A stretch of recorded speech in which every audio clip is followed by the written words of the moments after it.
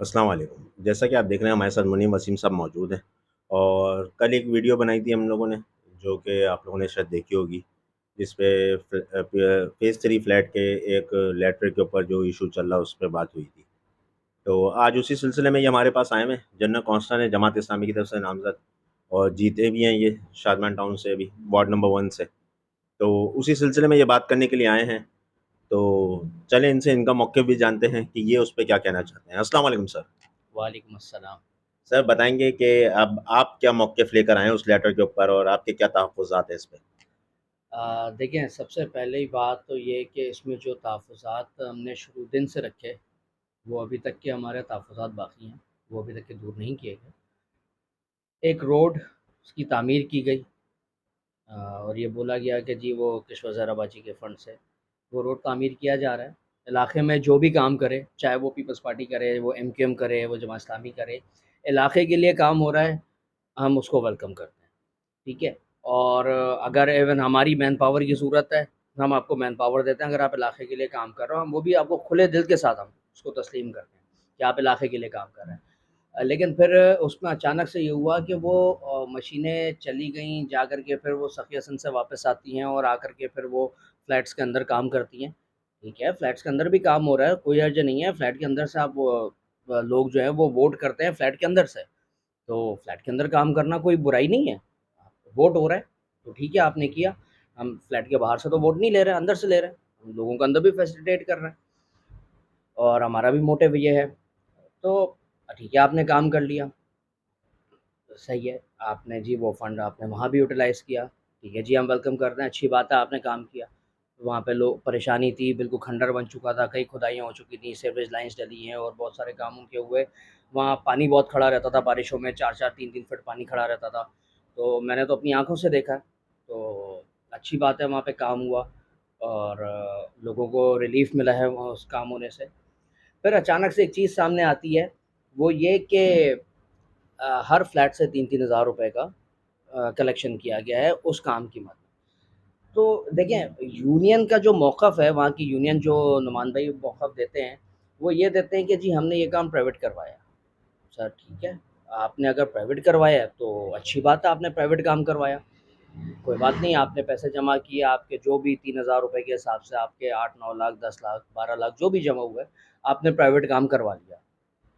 वो आपका इंटरनल में इश्यू है, इंटरनल मैटर है। लेकिन सरकारी मशीनरी, सरकारी मटीरियल, जो फंड का मटीरियल है वो और सरकारी मशीनरी, ये सरकार की प्रॉपर्टी है। इसका इस्तेमाल सिर्फ़ सरकारी इमलाक पे होगा या फिर टेंडर के मुताबिक होगा। ऐसा नहीं है कि उसको आप कहीं और मूव करें और जहाँ मूव करें वहाँ से आप कलेक्शन भी करें। इसकी इजाज़त कहीं से नहीं मिलती आपको।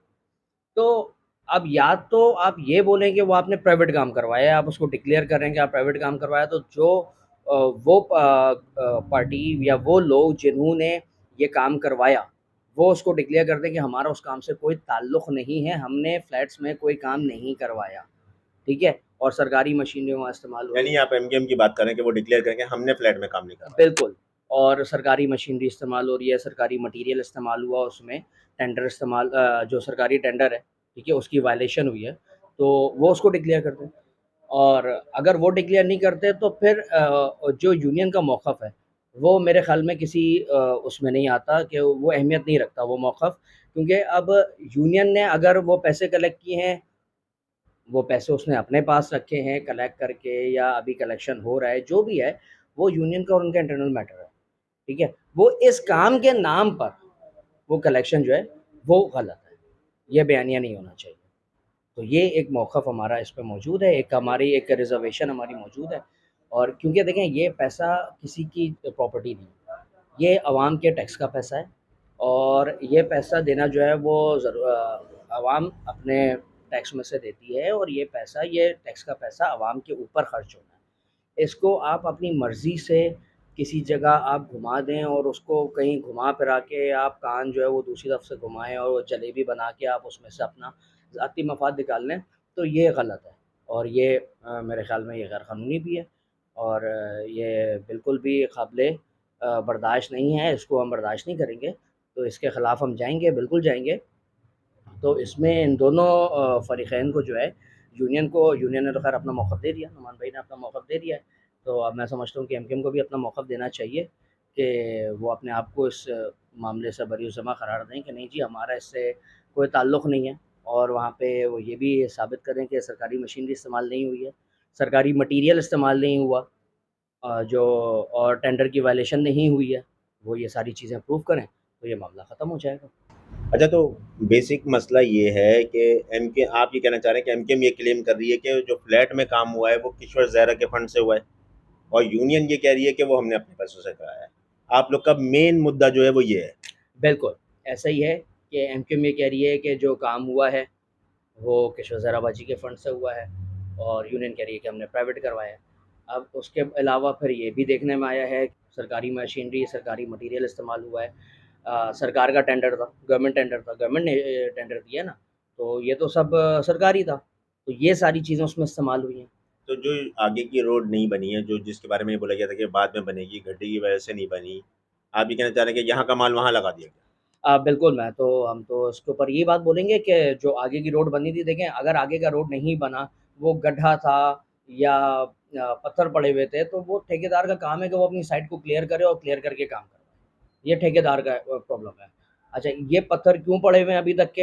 ये आज तक समझ से बाहर है। 12 इंच की लाइन डली, पानी का रिलीफ़ मिला, बहुत से लोगों को मिला। हम इसके लिए मैं भी कहता हूँ, जिन लोगों ने की कोशिश की और जिन लोगों ने काम करवाया, उनका शुक्रिया कि बहुत सारे लोगों को बेचारे काफ़ी अरसे से, सालों से पानी के लिए तरस रहे थे, उन तक के पानी पहुँचा। तो जिन लोगों ने ये काम करवाया, जिनकी मेहनत थी उसके पीछे, उन सबका शुक्रिया। मैं फ़र्ज़न-फ़र्ज़न सबका नाम लूँगा, बहुत लंबी हो जाएगी, लेकिन सबका शुक्रिया, मैं कहता हूँ। लेकिन जब आपने वो करवाया, तो उस वक़्त उस साइट को क्लियर करवाना ज़िम्मेदारी थी आपकी, आपने नहीं करवाया क्लियर।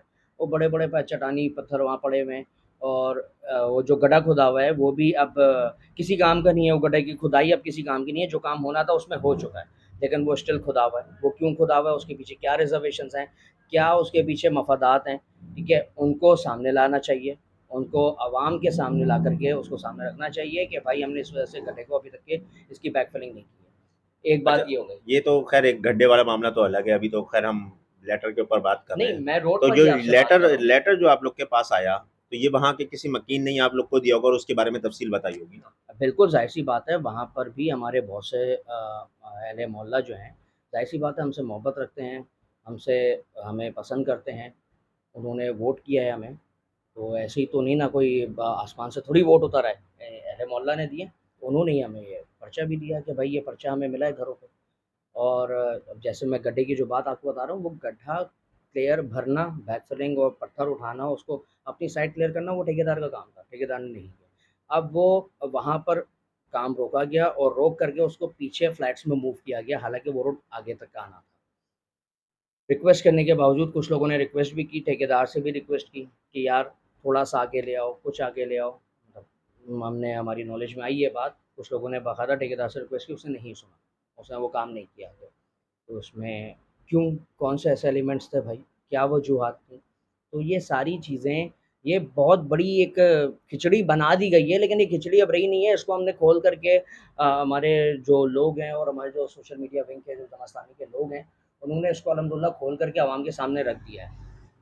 तो अब कोई भी आकर के जैसा भी मौक़िफ़ दे, वो जब तक के बात को क्लियर नहीं किया जाता, तब तक के इस किस्म के मौक़िफ़ कोई मायने नहीं रखते कि हमने पैसे जमा किए हैं और हमने प्राइवेट तौर पे काम करवाया है। सर, आपने प्राइवेट करवाया है, हम उसको वेलकम करते हैं, ठीक है जी, आपने करवा लिया, कोई बात नहीं, लेकिन आपने उसके अंदर सरकारी मशीनरी और सरकारी मटीरियल क्यों कर इस्तेमाल किया? ठीक है? वो पैसे क्या आपने गवर्नमेंट को पे किए हैं? अगर आपने गवर्नमेंट को पे किए हैं वो पैसे, तो ठीक है, फिर आप उसका एविडेंस भी आप शो करें। आप उसका एविडेंस दें कि आपने गवर्नमेंट को वो पैसा पे किया है, गवर्नमेंट को आपने पे किया है। तो आप उसका एविडेंस दें, तभी जाकर के ये मामला रिज़ॉल्व होगा। चलें, बहुत शुक्रिया। तो ये थे जनाब मुनीम वसीम साहब।